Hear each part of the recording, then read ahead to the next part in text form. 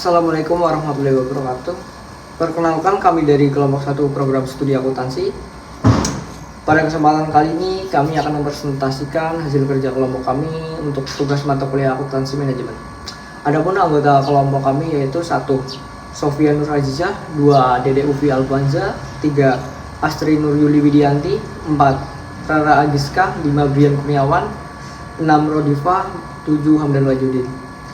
Selanjutnya untuk penyampaian materi akan dijelaskan oleh rekan kami. Selamat menyaksikan. 1. Identifikasi faktor-faktor yang berada dalam kendali masing-masing manajer. 2. Faktor mana yang berada di luar kendali manajer. 3. Apakah direktur tepat jika menyalahkan seluruh manajer? Jelaskan. 4. Bagaimana konsep responsibility accounting dapat membantu perusahaan melakukan evaluasi yang lebih adil.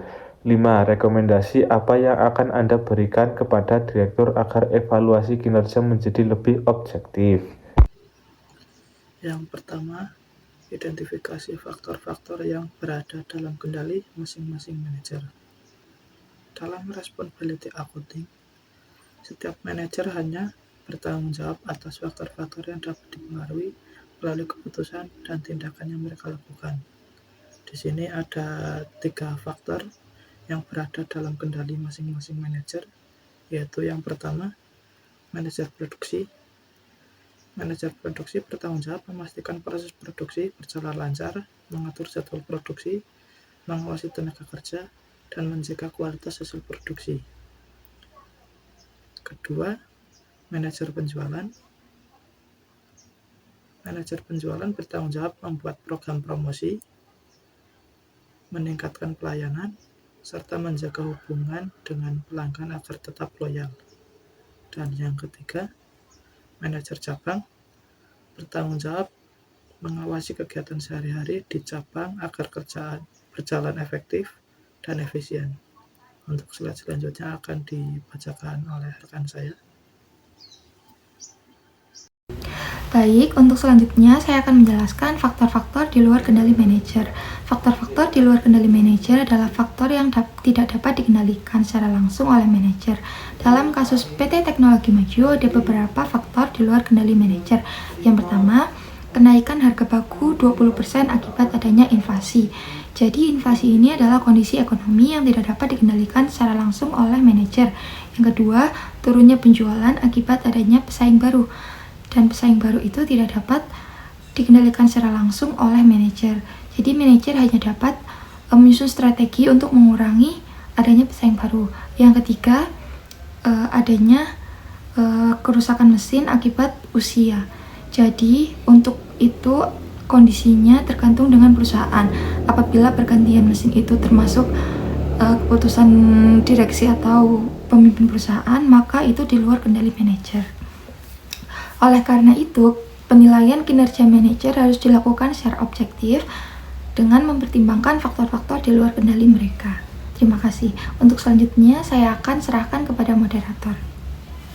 Apakah direktur tepat menyalahkan seluruh manajer? Jawabannya adalah tidak tepat.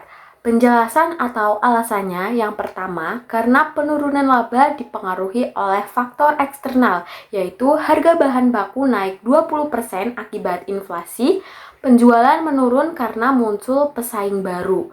Yang kedua, terdapat faktor internal, yaitu mesin produksi yang sudah tua sehingga sering mengalami kerusakan.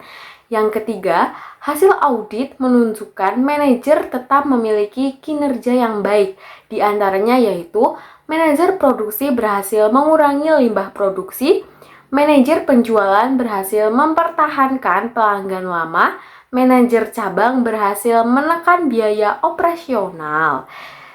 Jadi kesimpulannya adalah direktur tidak tepat jika langsung menyalahkan seluruh manajer karena penurunan laba tidak hanya disebabkan oleh kinerja manajer tetapi juga oleh faktor eksternal dan kondisi aset perusahaan.